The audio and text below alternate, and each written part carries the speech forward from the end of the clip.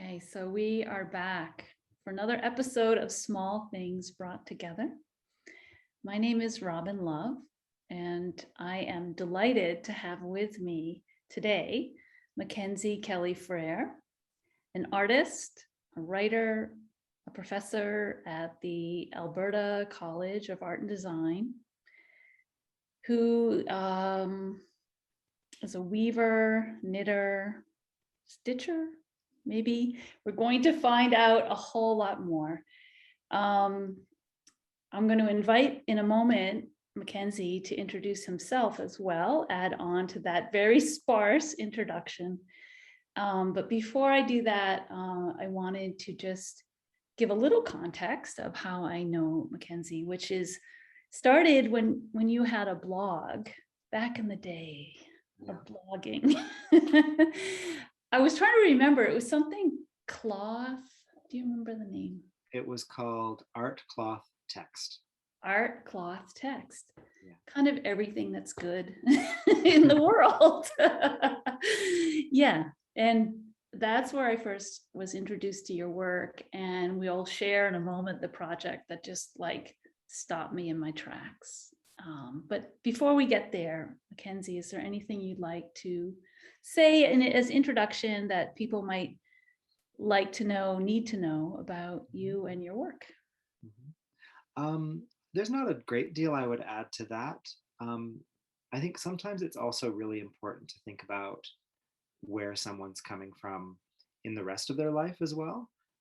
So I always like to mention, I mention to my students all the time that I'm a parent, and all the balancing that goes along with being a parent and being a creative person comes into play.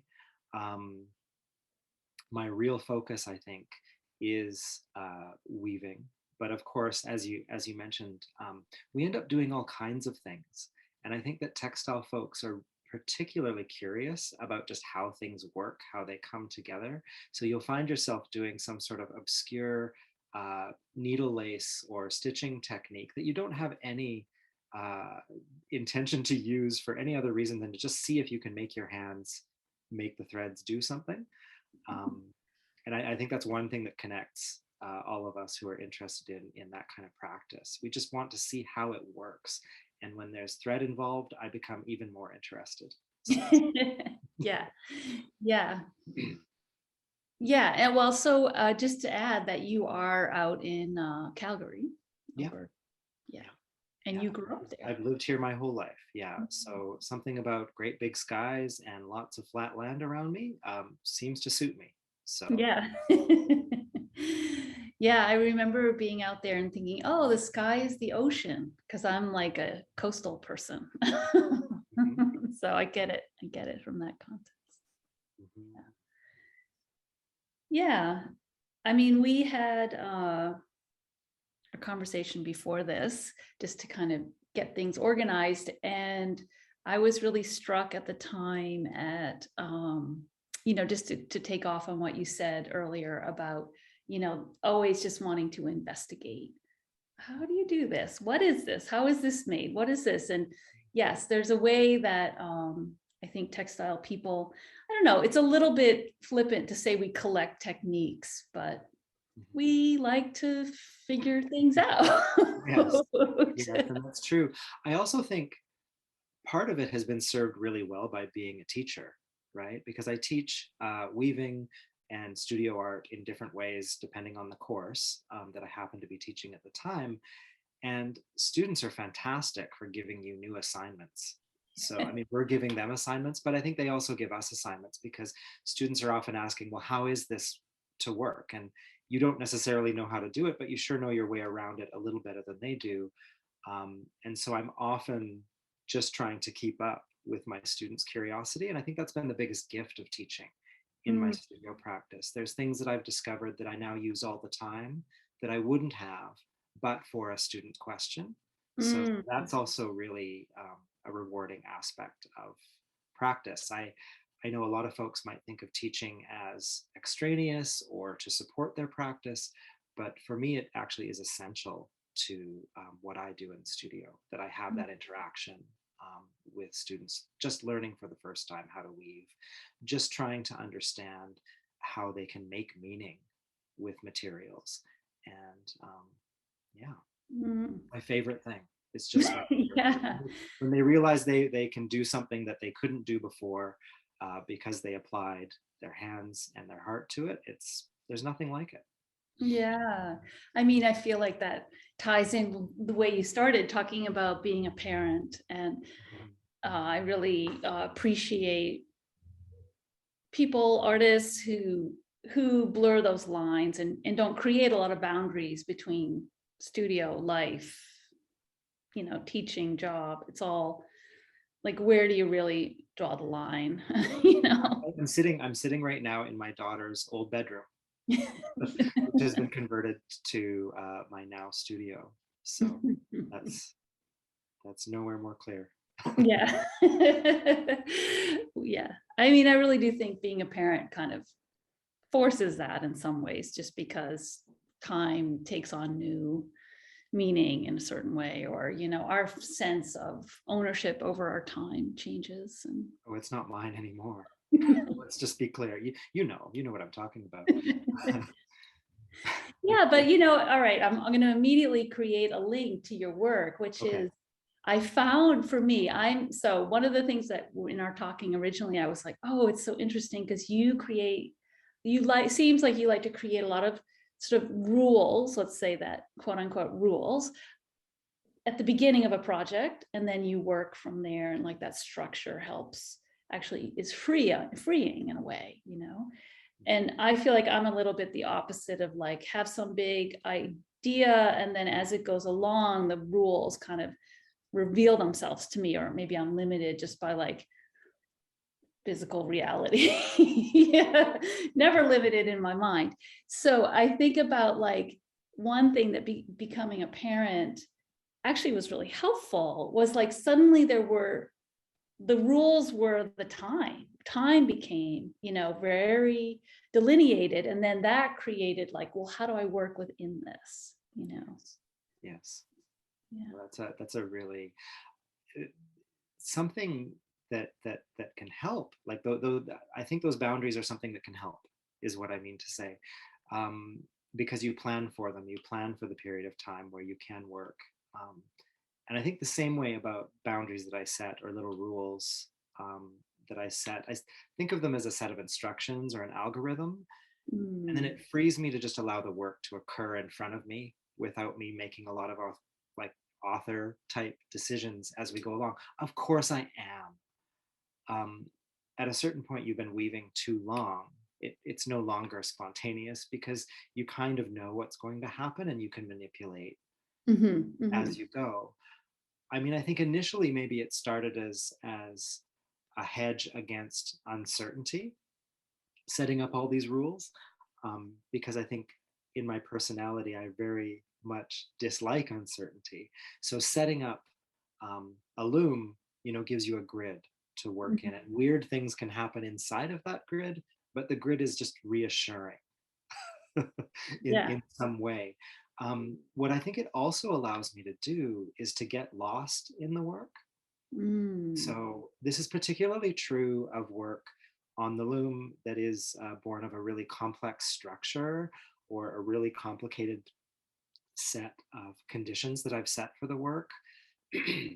So like I might have set up 3 or 4 materials that are going to be in play, and 3 or 4 structures, and then a list of random numbers that's informing how I'm stepping on the treadles, these kinds of things. And you start to layer process on top of process on top of process, rule on top of rule on top of rule, and then you lose track of what those rules were intended to do, and you suddenly have a way more complex object forming in front of you. And that's where I discover new things. That's where exciting things happen, when I lose control. And what I'm finding is, the more I weave, I just have to have more sort of strange conditions stacked up for myself that make it hard to control. Like, I like that. It's a very uptight version of letting go. Like, very uptight. I have to make it too complicated that I couldn't possibly track everything, and then I have a kind of freedom there. It's a very weird way of articulating it. I hope that makes a little bit of sense. But It makes perfect sense to me, and it makes me, it makes me laugh, but also it's like, oh, I'm just feeling all the like metaphors to parenting, and like Sure, you sure. set up all these rules and then it gets so complicated, and then the result is this interesting human being that you have no control over. Mhm. Very true. It's very Yeah. true. And kids need boundaries, like that. I never see more unhappy children as the ones who have no rules. So Mhm, yeah, mhm. No, yeah. that's true. Well, on that, I'm gonna share my screen and let's see. Okay, that's the one it wants me to do. Oh, it's gonna bring up the slideshow.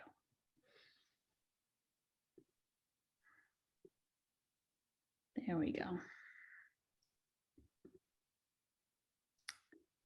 Okay.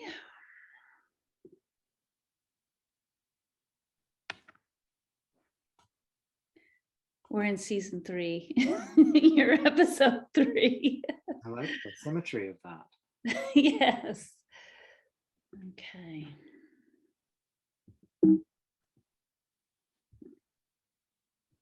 Yes. Hmm. So I've started with this project called Air Over Land. And this was the project that on your blog, of course, there's many, that blog, is it possible to still see it, or is it gone from the Unfortunately, no. webs? Yeah. My abilities to archive have improved since the time I had that blog, so it's just not available. It's unfortunate because there were quite a few contributions from other people on there that I wish I could have kept track of. But, Mm. Yeah, and I mean, maybe this will come up later too, but part of your seems as part of your practice is writing as well. So anyway, it was a beautiful moment in time when you were sharing on your blog, and this was the project that really caught my eye, and I fell in love with it. So I don't know if do you want to just talk about it, what sure. it is? Yeah, I can talk about this. I love this project. um, and I think I love it. I say that word strong, that strong word, because it is uh, very close to my heart. Being out on the land near where I grew up. I'm descended from farmers, settlers on the prairie in Treaty 7 territory. And I think this work might even have its roots in my childhood, in being out, in a field or something like that, when it's dusk and it's very windy. It's very windy where my parents are currently living, out near Drumheller, Alberta, in something they call the special areas. It's an area that often faces a lot of drought. My mother's garden continually gets sandblasted. So you see why a wind-based project kind of made sense for this space. But feeling quite overwhelmed by the landscape, and almost as though you could be just flicked off the surface of the earth. You feel very vulnerable. You feel very blown over, blown away, dissipated somehow. And so these textiles came or arose from this idea that textiles are quite a natural analog to our fragile bodies. So, a textile will deteriorate, it will move with the wind, it will flex, it will fall. And all of the contingency of textiles upon their support, upon other factors, in this case, the wind, is something I've always been really fascinated about. Um, and yeah, so I thought, well, what would happen if I made these quite large? I made some small cloth samples in the months leading up to this. I remember the fall of that year, 2013, I made some small cloth pieces and strapped them to the fence posts you actually see in this picture, before making a much larger piece. So each of these is about 2.5 meters long, the cloth contingent, and this is hand knit linen, so like a linen singles knit, on very large needles, so quite an open, lacy thing, and then encased in a very thin felt. So laying out the wool fiber with a bit of a resist in the middle to create these kind of windsock forms. And these images are after the pieces were just put up. They had been up about 3 weeks at this point. And you can see the edges just starting to fray here. I did some other things like some time-lapse photography and things like that. They were also really noisy, which of course doesn't really come across here. But when the wind was really tearing, which was about 20 of the 24 hours, I'm still a little puzzled why my parents continue to live here. It's just so windy. But they've now built special fences for gardening and things like that. It's not that bad. I'm exaggerating maybe. But what I really loved was how much these metal poles would bend as well. That was my question, was what are these poles made out of? Yeah, they're actually a 1-inch metal, like a steel rebar. Oh. And they're about 25 or 30 feet tall. Wow. After some of it is sunk into the earth, because they're about 3 or 4 feet into the ground in a gas fitting tube that my uncle figured out for me. Anyway, and they stayed up for about 4.5 months or so. The project ended when the first one was torn from its mount. My father drove and found it a couple fields over. And one of the unsuspecting, like, kind of delightful aspects of this project wasn't just that they were deteriorating like I thought and provided this sort of endless supply of haunting, beautiful images of textiles on the landscape, but it also gave me this funny connection, to my father for over the time that they were up, because he decided he was going to give me updates practically every other day. And of course, we're always talking about the weather. It's something you do, I think, all over Canada. We're always talking about the weather. And he would text me things like, well, it was so windy last night that all the cows are lying down this morning, and one of your poles got bent completely over. So I went and bent it back up. And a little later, the cows all stood up again and everything's fine. Something to that effect. I can't remember the exact text, but these like jokes that it was so windy that the cows blew over, That's incredible that it built it bent the pole. Let me see. I think, well, I as I mentioned, I have some video that you took we may or may not want to look at, but let's, this is that's when they were really fresh, like maybe a couple weeks. Yeah. But you get a sense of the what the knitting looks like. It's dyed red with madder, so that kind of a blood red color. Ooh, this was a beautiful one. Like you say, I mean, on your website, I just want to really give a shout out to your website. I mean, they're just, like you say, you can't take a bad picture of these. They're just so beautiful. Well, I think it also gives a really, around this time was when I started to think about the idea of monuments. I know you've worked with monuments in your own work. I'm thinking of the knitting that would go over large sculptures and monuments, right? And there's a neat contradiction in thinking about a textile monument, right? Yeah. And thinking about how something that is quite intimate can become monumental, but then it's not going to last very long. And I think we demand that of our monuments, that they last forever.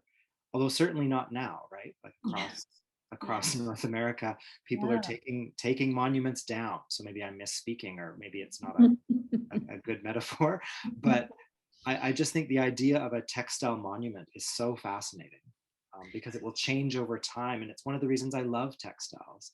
They need a support. They need to drape over something. They can be injured easily, just like we can. I think that's why they're so poignant for me. Yeah.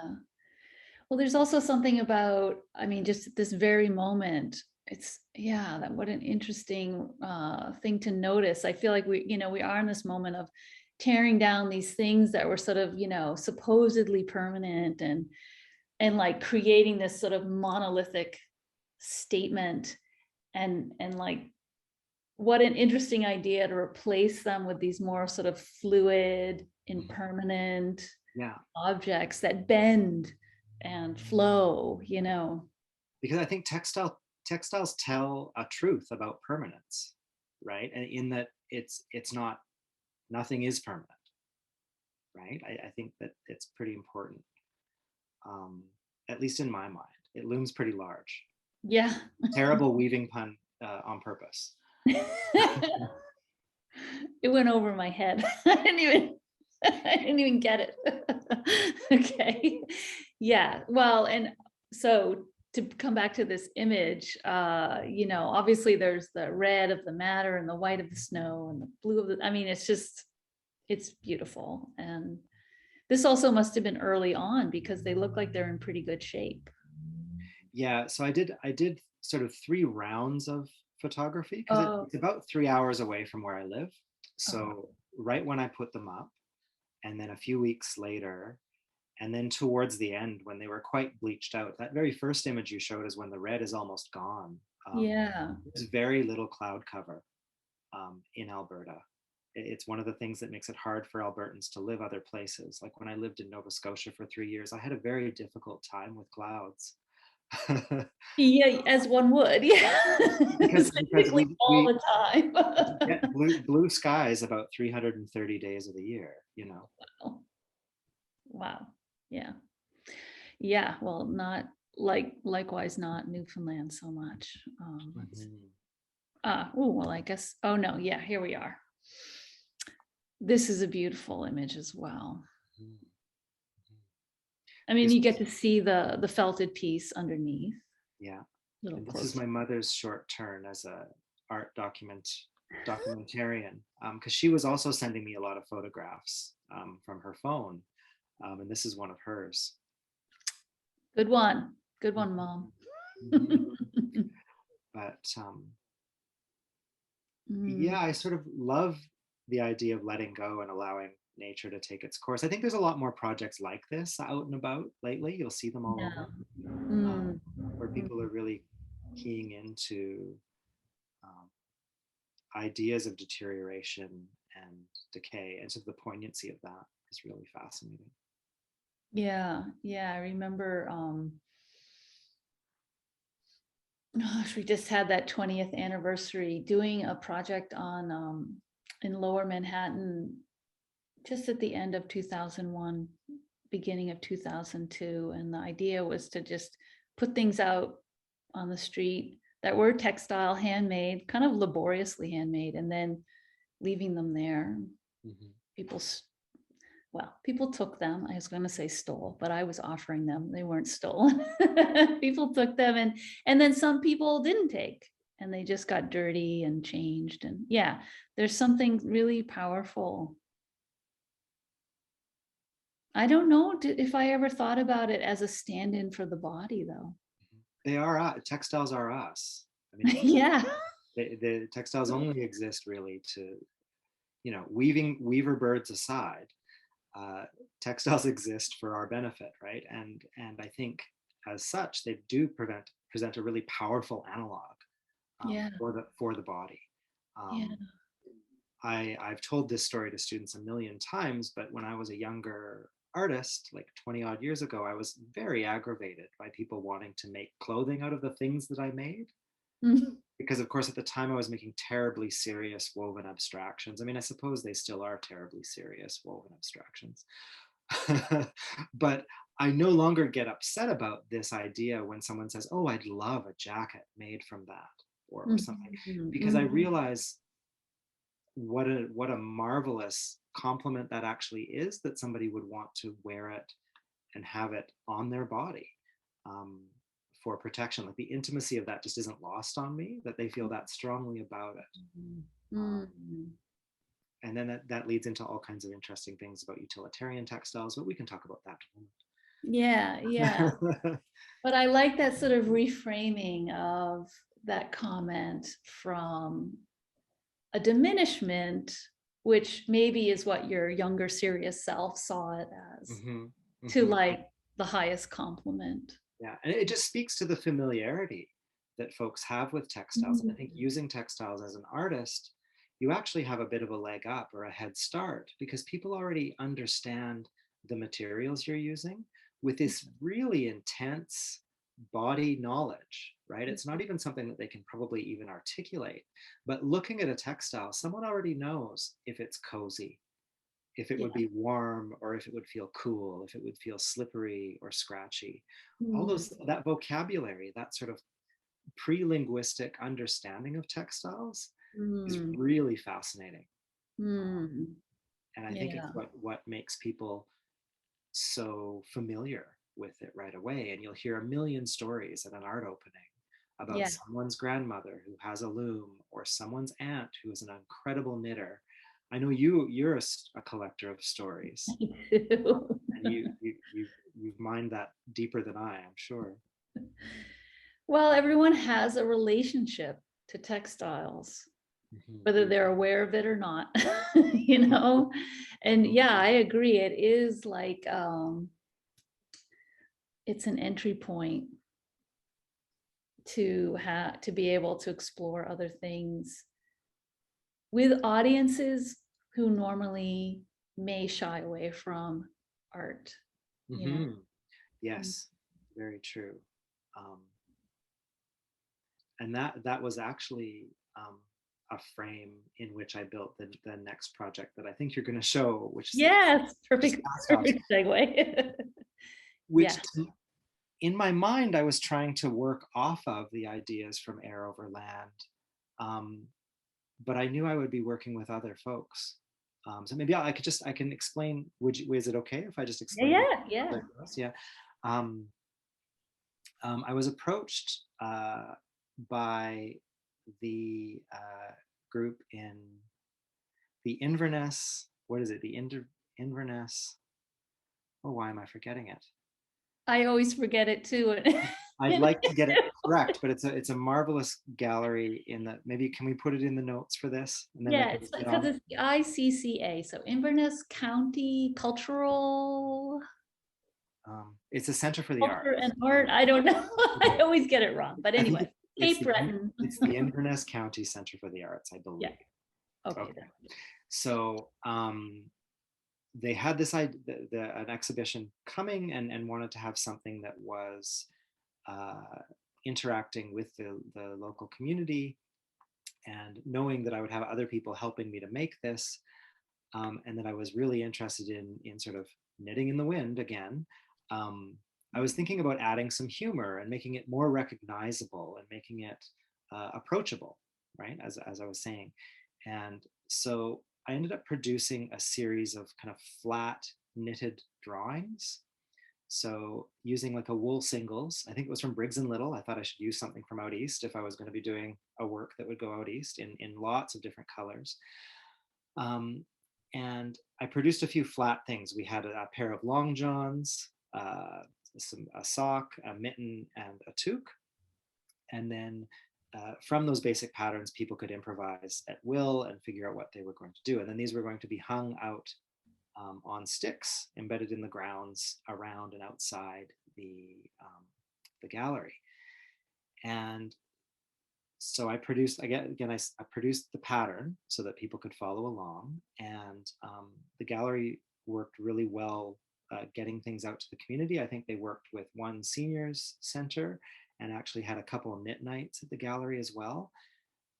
It was that I was to attend and go out to Cape Breton, but my daughter was born at the same Yes, I time. My daughter remember. arrived, and it was not unexpected. We had about 2 months warning. We adopted our daughter. We used open adoption to build our family, and so I couldn't go. So it was a really strange experience for me, a little bit detached in a way. But I was seeing all these lovely images of women coming together to knit these strange things and getting feedback from them on the pattern that, oh, I made a few changes, dear, because it wasn't quite right, or I did this, I did that. But then people would improvise. You see at the top right hand side, there's a pair of purple kind of bloomers. And that was just somebody improvising based on the long john pattern.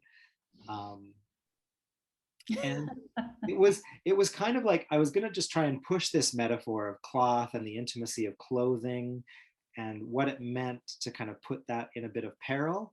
And it, when they were mounted up on sticks and things blowing around, they did look really vulnerable, especially in the wool, and they were open knit and they would stretch and elongate and fade. I have them all still. I've got a great big box full of these, and they're all stretched out.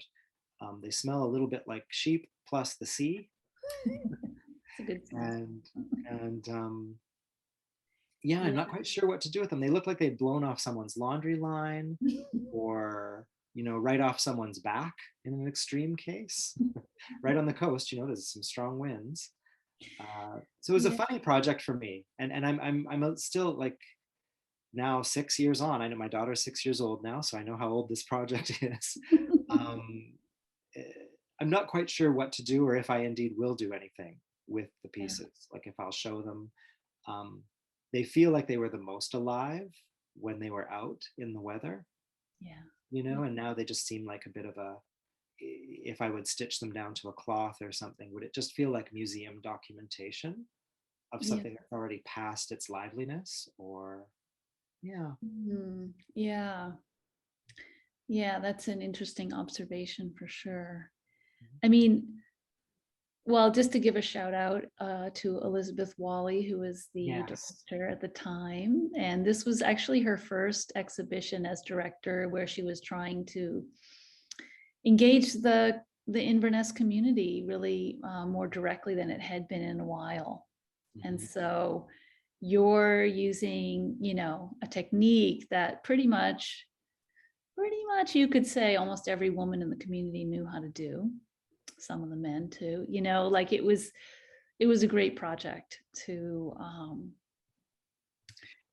she called it interlacing conversations. That's right. Yes. So even using like a textile reference in the title of the show. And I think it was striking to me how well she was able to get folks on board, because it was certainly a weird thing I was asking them to do. Like, you don't knit a flat sock and sew it to another flat sock piece and then you have a sock.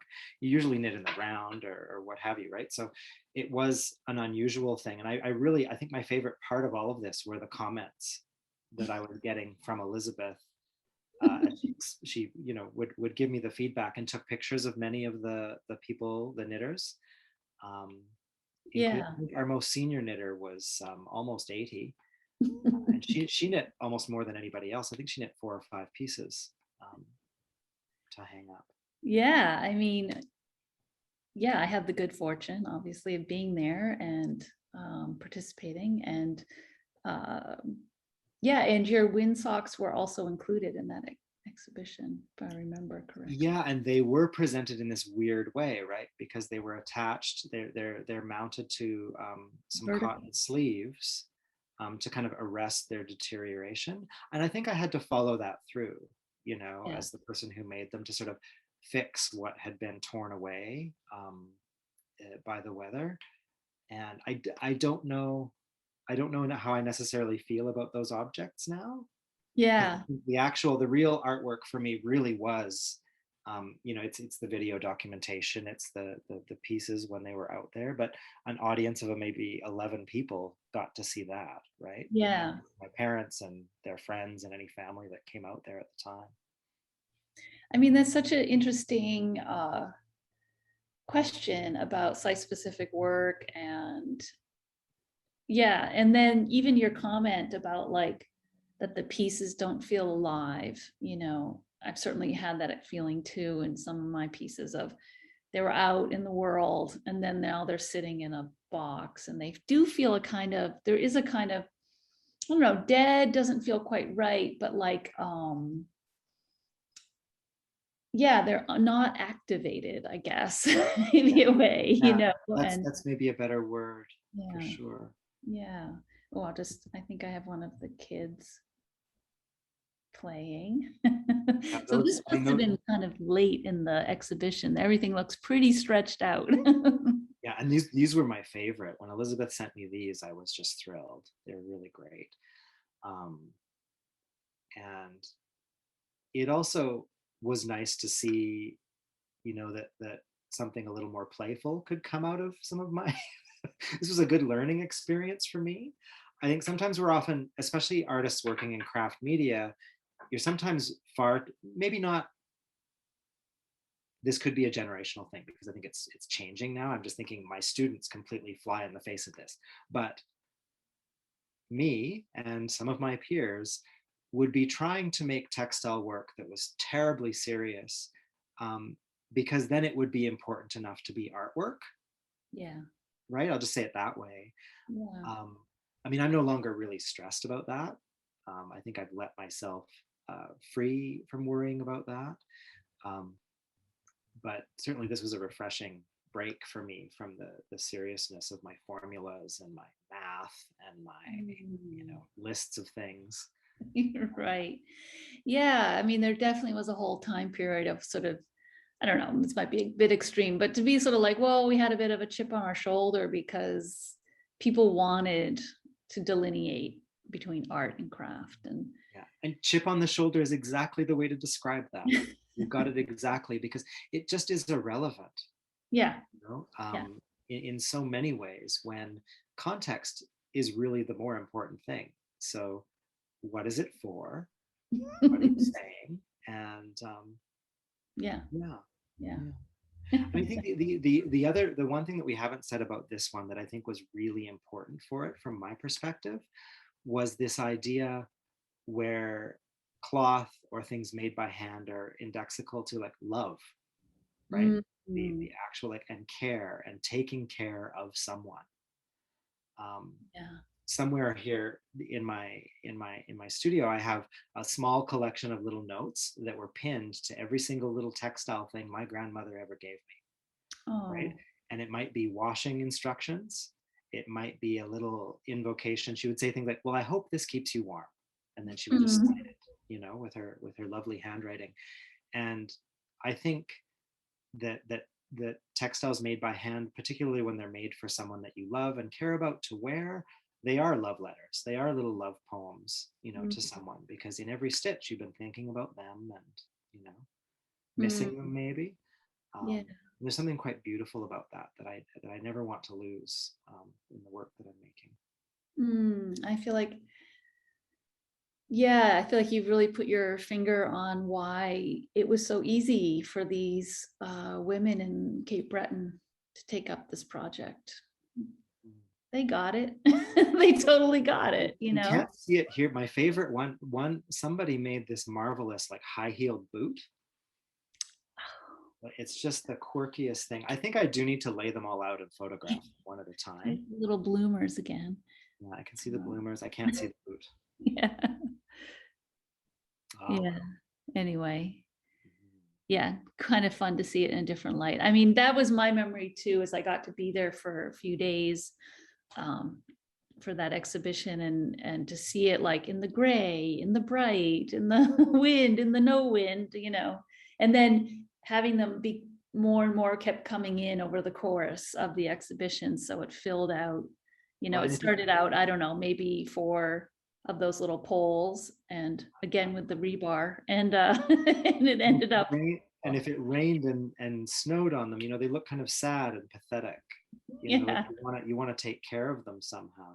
Yeah. Yeah. Yeah. The humanity of them. Beautiful. Let's see what's next. I think this is the last of that one. Yeah. Okay. Again, I'll say, please run to Mackenzie's website and look at all of his projects. But so I've just picked out a couple that I thought, one weaving, one knit, where you had done this thing of setting up some rules and then seeing where it led you. So this was a knitted version. Maybe you'll say a little bit. Yeah. These all started from a very familiar place, I think, for most I I was going to just say textile folks, but I think a lot of artists are really interested in mimesis of the natural world, like imitating natural forms, trying to, in the aggregation of small little gestures, have something that feels like it has grown as opposed to have been constructed by you. Hmm. And I've always been fascinated by this idea that I could set up a couple rules and just allow a textile to unfold, right, and to grow itself. And here you could, this thing looks a little bit like a river estuary or a ginkgo leaf, or I've heard it called a lot of different things by different people. And this had a one sentence genesis, which was, uh, every 40 rows of knitting, double the number of stitches with a yarn over. So Mm. this is one of those great big yarn overs where you go wrap, wrap, wrap, wrap, wrap around your needle and double the stitches. Oh, oh. So within every 40, going from the point at the right, the first yarn over, it went from 5 stitches to 10 stitches. And then in the next set of 40 rows, there were 2 of those yarn overs, which brought it to a bigger Okay. number and a bigger number and a bigger number.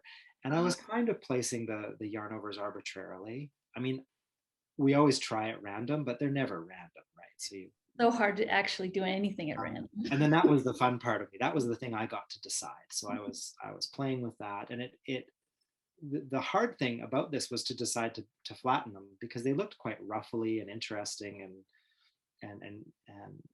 when they were on the needles, and then you flatten them out and they become more like a drawing in some ways. Mm. And I did start to think of these a little bit like a textile drawing.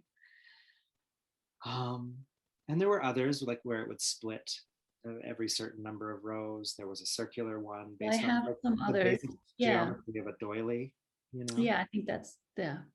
Yeah, this was the very first one. Oh, okay. And what was really interesting about this one is that um, the first 50 rows of it actually were knit in the mid 90s.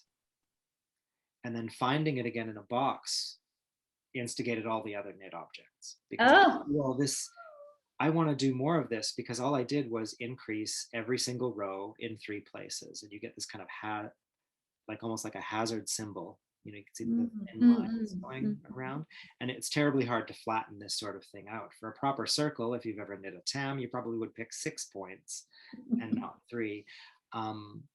But yeah, this was the instigation for the rest of those, and this is one that I won't let go for that reason, because it was the very first one. And so I all I did for this was just cast it off, and then I'm like, okay, we've got this one, blocked it out, I'm going to make more. And Oh, so you had already in the 90s, you had made that whole thing. pretty much the whole thing. You And then just left it on the needles. yeah, it was on an old pair of circular needles with a really crunchy cord, and you know, I had to do a small repair, like the linen had broken in places. We're terrible with our own work. We don't take care. I know. Just got scads of stuff in boxes and bins. But yeah, so and playing a little bit with dye. This was actually a ball of this linen that had been dunked into a logwood, like a plant dye. So the outside of the ball is the inside of the circle in this case. Right, as it would be. Yeah, yeah, yeah. I mean, well, so much to say here. Yeah, this is one of my faves, I will say. I remember when you were, so somehow social media came about. It started to happen. Yeah. I remember this from Yeah. social media. Yeah. And this one was fun because I was really enjoying the material. This was like a viscose-sized paper silk conglomeration. Some of these fantastic newer yarns made in Japan are quite fun to play with. And the cast on edge on this one is, if you just follow the line, I think there are about 600 or 700 stitches.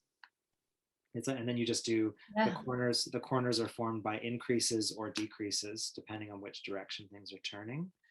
So knitters love this because they try and figure out how it was made. And then just adding a little dye I found was able to give you little moments to focus on and just compositionally um, give a way to move around the piece. Um, I'd like to make more of this, but for time. Yeah, yeah, yeah.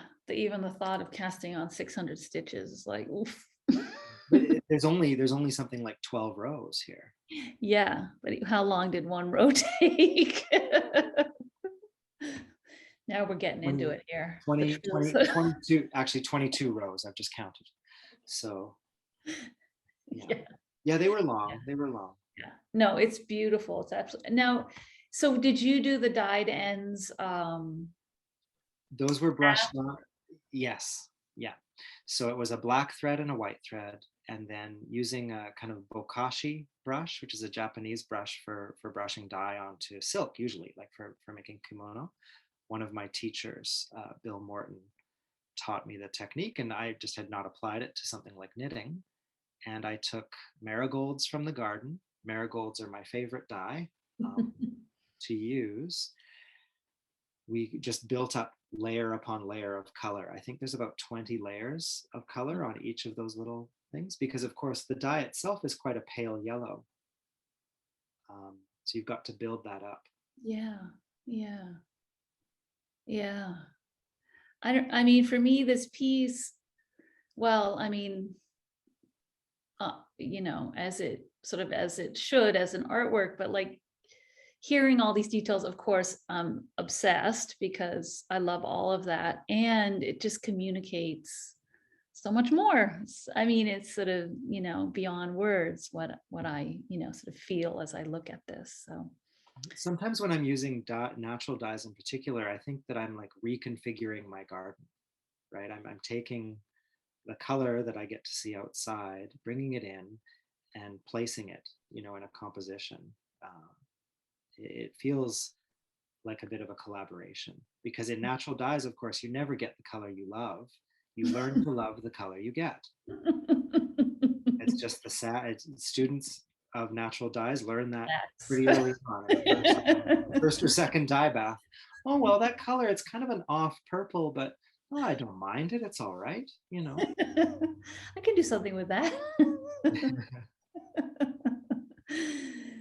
Yeah, beautiful. I think I have picked out one more. Yeah. Oh, yes, and then impossible to photograph.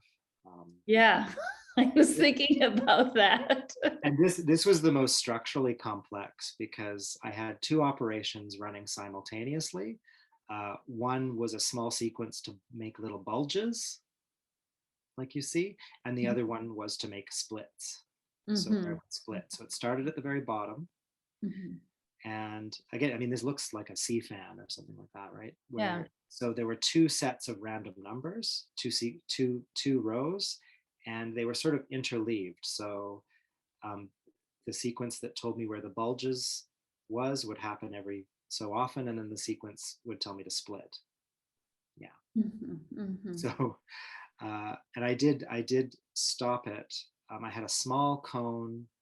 I don't know if you ever do this, but sometimes I decide the size of a work by what I have left.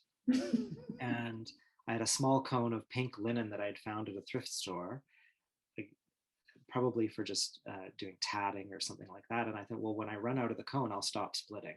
It made a very big piece. It ended up being about, 80 centimeters across and as tall as you see here. I mean, it makes me wonder about, you know, in nature, because I mean, this does look like a plant, you know, like particularly a seed plant. I don't know why, but yeah, like I wonder if is that how they are made? There's a sequence and it repeats, and you know. Yeah, so there's a I don't lot of know people. anything about it, so you know, Well, could get there's entire every branches. biologist. Yeah, I mean, there's entire branches of philosophy and biology associated with sort of numbers, right? Numbers and algorithms and fractals and all of Yeah. that stuff. And I mean, I don't necessarily think that, this is an interesting thing because, wow, math and numbers are so fascinating, or even that the natural world itself is so fascinating. But in the doing, I find a great deal of fascination in being able to track complexity and then Mm, have it just kind of manifest in front of me, almost as though it was magic. You know, it's quite amazing. mm, mm. Yeah. I mean, that you're making me think about like how every complex project still is only one step at a time. You're never doing more than one step, even if you think you are. You're not, because I mean, really, there's no such thing as multitasking. There's just one thing at a time. Yeah. Hmm. Hmm. Beautiful. I think, yeah. So then I also chose this one, Mm, partly because it was red, I admit. yeah. Well, this is more of that turkey red, the madder. Um, Beautiful. it's a fascinating process for dyeing yarns, because the traditional recipe includes ingredients like sheep dung and cow brains and all sorts of things, because each of those materials had a specific chemistry to add to the mix to make the color possible. Using sort of typical techniques that a lot of contemporary natural dyers would be used to, you end up with like a brick orange, Yeah. you know, or sort of an orangey salmon color if you've kind of got it wrong. Madder can be very disappointing, but madder can also do this. I mean, look at this, right? It's crazy. Incredible. Yeah. Um, so, but it involves, this is about a 6-week process where you are oiling the threads with something called turkey red oil, which is produced with, it's, people use it for making shower gel. If soap makers will use this turkey red oil, and it's a sulfated castor oil, Oh. which means it's been exposed to an acid or something like this. So you oil the threads repeatedly, giving it several weeks drying time in between, and let it dry completely. Um, and then you are using a pressure cooker or some other device to steam at a very high temperature. Depending on your altitude, that becomes very difficult, because in Alberta here, we're high up next to the Rockies, and I can't get my steamer to go very high. So I was very thrilled that we got this red. Mm. It's only actually about half an hour in the dye itself, Wow. After all that. after weeks of oiling. And there's also a bleaching process. So the lightest marks here so the natural color first, excuse me, was tied off in places on the skin. Uh-huh. And then you bleach the yarn, and then those were tied off, and then the red was allowed to go on. And is that wool or is that linen as well? This is a linen singles. Yeah. Uh-huh. Did you spin it? No, Oh yeah. no. And this was before I really knew how to weave linen properly, so it was quite the painful weaving process. Oh, well, I picked it out. No, it's one of my favorites too. I love this. I love this piece. Yeah. This was made. This isn't the piece, but this piece went to Quebec. They have a small linen biennale there every couple of years, as a biennale would imply, and the Biennale de Lin at Deschambault-Grandin. It's 2 towns that are very close together, north of Montreal, Oh. and they have historic buildings, like there's an old mill building, there's a chapel, and contemporary artists come and exhibit their work there. Amazing. Yeah. I mean, when you were talking about that process, it again makes me think about, the communal aspect of textile production as well, Mm-hmm.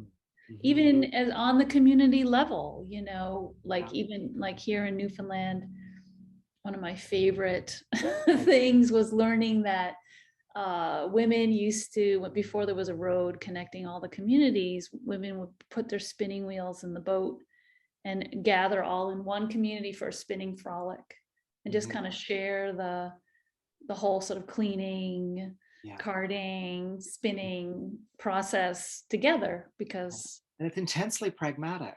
yes. Because we get very foolish. Artists working in textiles, you think you have to do it all, like even raise the sheep. I know some people who are that far in their sort of essentialist quest to like, I'm going to do everything. I'm going to raise the sheep. I'm going to spin the wool. I'm going to do the thing. But the reality is that it actually requires many hands to make this happen and make it happen well and in a timely enough fashion to make sure your kids are warm for the winter, right? Which is just the main.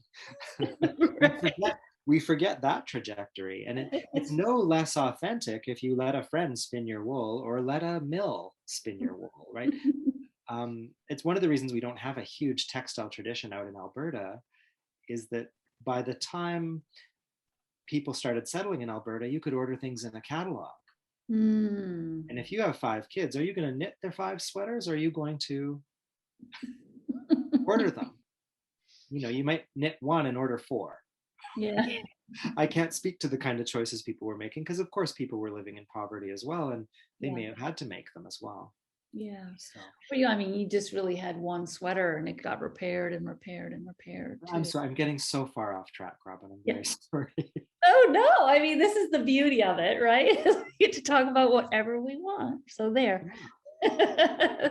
Yeah. So I mean, I'm fascinated by this thing. I guess I'm also just thinking about how, if you're in a bigger group, there's people who can be doing this oiling thing while, then there's people who are further down the line working with the other stuff. And it's never like, oh, we just spent all our time over here doing this, and now we're all doing this. It could be kind of ongoing.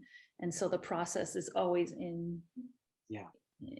it's ongoing rather than now I'm doing this, which is our kind of individualistic idea. And I think that's what I was getting at, is that we actually, unquestioningly, artists have adopted this idea. And again, I see it changing. There are exceptions everywhere. There are great artist collectives, even pairs of artists who work together all the time. I'm not really talking about that, but I'm talking, there is an overarching, individualist thing where you are the author of something. And yeah. I think that's pretty new as far as like human creativity goes. Sure, right? Where in craft, it's precedent is almost more important than your authorship. Yeah. Right? Like, who was your teacher? I Mm. do like to talk about teachers for that reason, because it is a lineage, right? It's a lineage of people. Mm. Hmm.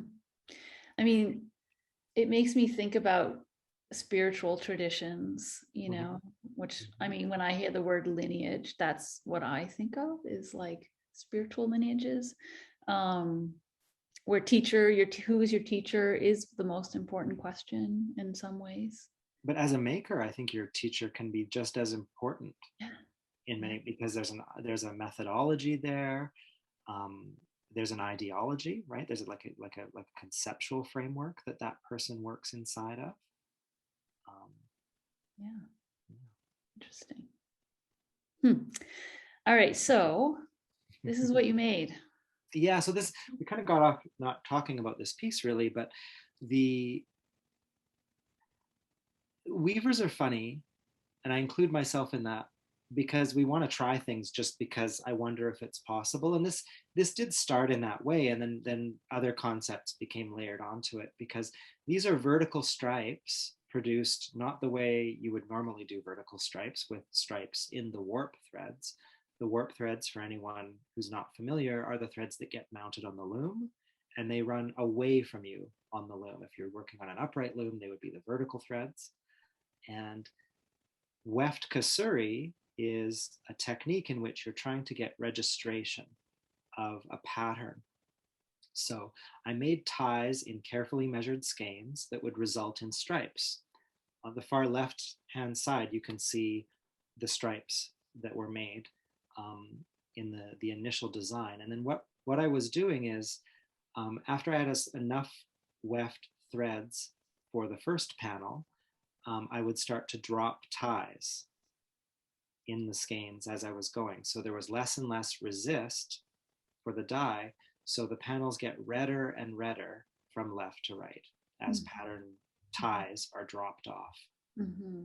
And this is when I was learning kasuri as well, which is also known as ikat, just depending on which tradition you're talking about. I don't know the Chinese word for it, I'm afraid, but like ikat is sort of in Indonesia, and kasuri is from Japan, of course. Hmm. And it's very, yeah, it was fun. It was fun to try and line this pattern up vertically. Um, what I had in mind, the piece is called Recollect. And I was thinking about, I'm hoping that this won't come across too vague, but I was really thinking about at the time about the way in which learning craft processes or weaving or knitting or anything that you're doing, when you get it or something sort of clicks on and that bulb goes off, it's almost like you're remembering something or recollecting something. I've had students explain to me, oh, it feels like I've always known how to do this, but you just helped me remember it. Right. And so that's kind of a very floaty concept, but it was what I was really thinking about. And you know, depending on which way you read it, you're either recollecting something and things are lining up. If you go from right to left, a pattern forms, or if you're going from left to right, a pattern will deteriorate, Mm, almost as if you are forgetting something, mm. right? And I had members of my family, you know, at the time that were also losing faculties, and I was thinking about that too. So all of those things kind of mashed in there, Mm. along with all the technical things I was excited about, you know, as a weaving nerd. Um, but I think, you know, we think in metaphors, we think in stories, and we think about the ways in which we can connect to ancestors. And this idea of recollection in textile practice is another interesting one that comes up again and again for me. Yeah, yeah. I mean, that makes me, of course, I can't help but think about anytime I've taught spinning Mm, and people, there's always one or two people in the room who just don't even need instruction. They just know how to do it. mhm. And I just think, yeah, because we've been doing this for thousands of years. I've grilled those kinds of students. Are you sure? Like, no, you didn't even just take like a little workshop, or you're like, no, I don't know how it's happening. And the other students are glaring at them, of course, Right. because it's hard. Spinning is really hard. It's a steep learning curve. Like once you get it, once you let this is what I tell people, once you let your hands remember, Mm-hmm. you'll be fine. We'll see, there it is, right in the language that you use to teach it. And I think I've used a similar phrase doing Yeah. that. But we could talk about spinning forever, couldn't Yeah. But weaving too. I mean, people have been weaving for thousands of years. I mean, the idea that you like put some threads this way and then you bring some threads in this way to create a cloth we? that's functional. I mean, that is, I mean, other than like cooking food, is that like the second most? I mean, what would be the next thing human beings would have done? Build a shelter, I guess. I don't Mhm. know. Mhm. But You know, textiles and shelter come together too, right? yeah, yeah. It's like primal. It's primal. Oh, I love that you picked this one. Thanks for reminding me of this piece, Robin. Yeah, well, thank you for explaining it. I mean, I feel like that that sort of it could either be that the pattern is disintegrating or the pattern is forming, depending which way you go. I mean, even just within that, I feel like there's so many ways to think about that and Mm. play with that in life.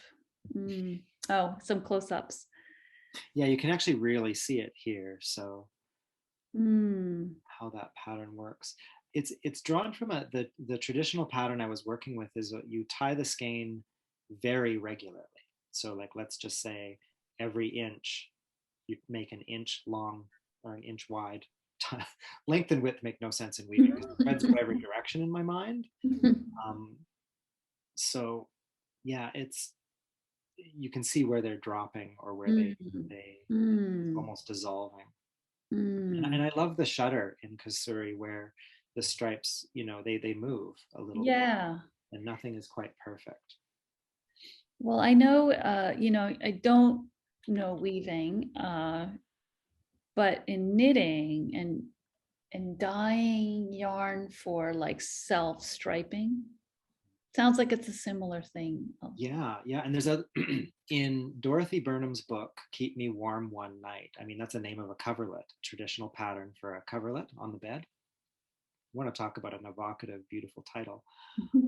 In that she has she has some examples of knitting done with a kind of really rough resist dyeing.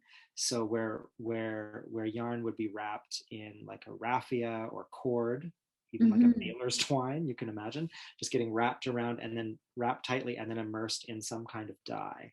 And you know, at that time, through catalogs and via a chemist or something, you could get you know, a little packet of dye. And create what they would call it hit and miss patterning. So amongst settler culture, you know, there was some resist patterning, which I found really fascinating too. Yeah, that color red too, especially in, I don't know, for whatever reason in this particular, it's just so beautiful. It's a good red. It has a particular smell to it because of the oil. It's not like linseed oil, like if you're familiar with that in painting, it's adjacent. Definitely linseed oil adjacent, but it never leaves. You could wash it 75 times and it would still be there. And would that actually be, you know, I'm just guessing like the original reason that the red was wanted was maybe, was it for rugs or tapestries, or was it like like does it add also to its you know, longevity? And Yes, because this is as color fast, if not more color fast, than the cardigan you have on right now that is with chemical dyes.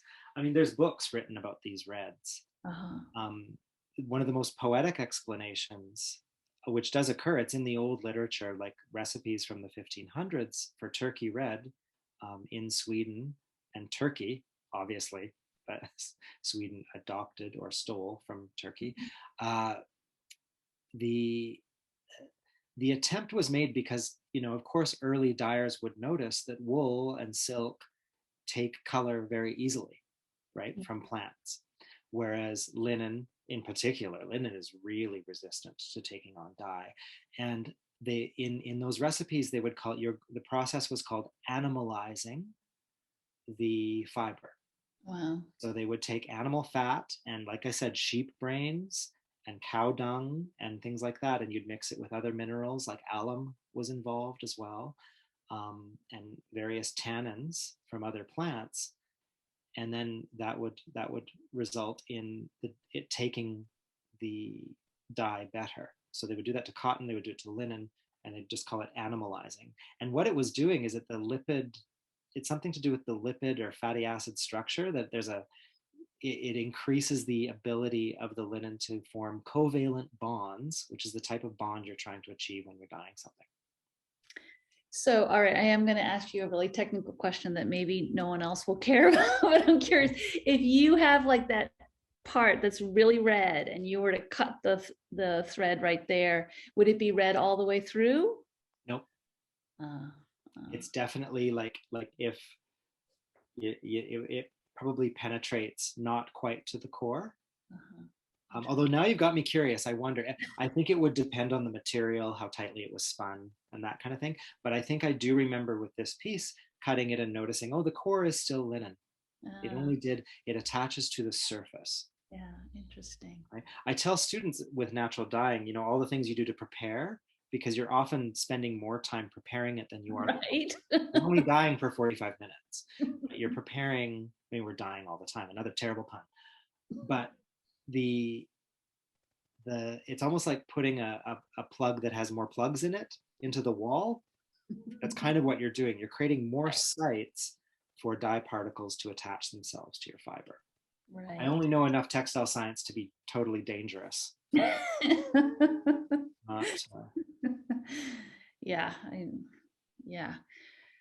Well, that's super interesting. Now I'm like, gotta try that. I mean, and it makes sense too. I always wondered how those like, no, they couldn't have all, I mean, well, I guess there was contact with, Mexico, but like it couldn't have been cochineal the whole time, No. And cochineal was exported as early as 15 something or other. Yeah. Spain first. And of course, Spain was calling it a scarlet grain because they didn't want people to know it was insect, because then it was harder for someone to figure out what they were doing. The penalties were very harsh for spilling the secret too, Yeah. Yeah. Yeah. because red was very important. There's many books. Just looking at my bookcase here. There's one on the red. It's just called The Red Dyes by Gosta Sandberg. Uh-huh. I'll send you a couple links, but Yeah. Yeah.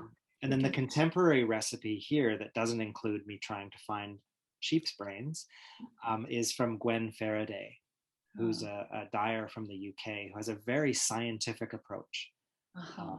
and managed to do it in relatively few steps. Her process only takes a few weeks as opposed to several months.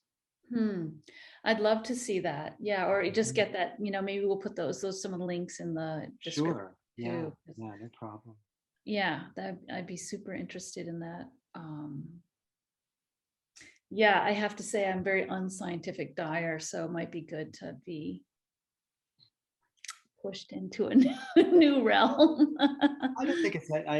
It often depends. It's always, people dye the way they cook, and you can rarely escape it. So the people who do very precise, baking and things like that, they probably would be very good at this intense dyeing. I've only done the turkey red a few times, Yeah.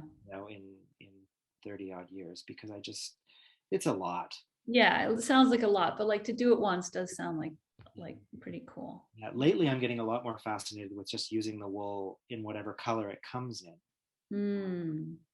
And yeah. I actually think this is my last image, so I'm gonna stop the share. Sure. Yeah. Well, I mean, do you want to talk a little bit about what you're doing right now? It's a bit of a mixed bag at the moment. I haven't been weaving as much, for artwork. I've been weaving to learn more.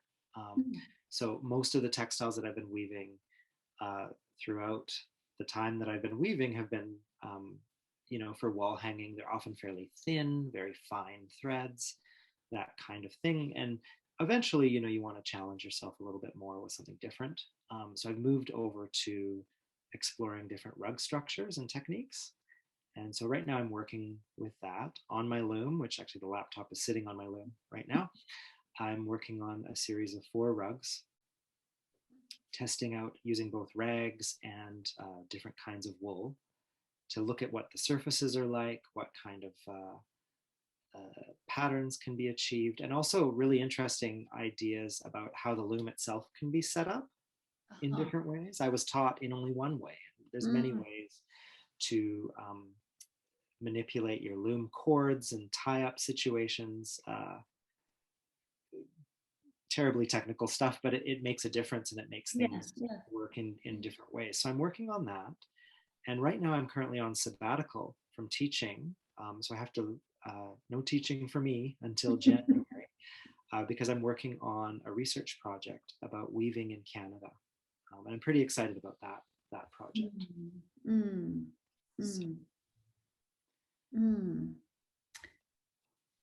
Yeah, I mean, I feel like I saw an image of you cutting up a lot of shirts.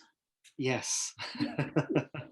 And yeah, I'm again, also thinking about the way we live with materials and how long we live with certain materials, how quickly some materials are in and out of our lives, right? Like the things that are disposable and fashion that is disposable. And just took a whole bunch of old shirts, I think 10 years worth, and I'm turning them into rugs slowly. These are likely to be gifts. I probably won't even show them anywhere because I'm learning, but my samples are big. I know all these marvelous weavers and textile folk who can make little tiny samples and document them well and put them in binders. My samples are just full-size pieces. So this is a sample and it's a full-size rug, but yeah, I don't Yeah. know what personality flaw that is, but that's what it's nice because it results in lots of things kicking around Yeah. They're all flawed. share and give away to people. Yeah. Yeah. Yeah, it is neat because at this stage, it's not necessarily just throwing rags together, but it's really thinking about the different types of materials, their grist, their twist, their all Mhm. sorts of things. And I love using garments because I remember seeing a beautiful piece. I was drawing.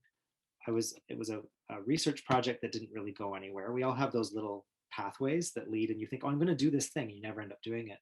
But I had asked for and received some time at the Textile Museum of Canada, and I was drawing rag rugs. I was looking at them very closely, and they had some in their collection that they rolled out for me to look at. And there was a particularly stunning one. It was like a hallway Mhm. runner.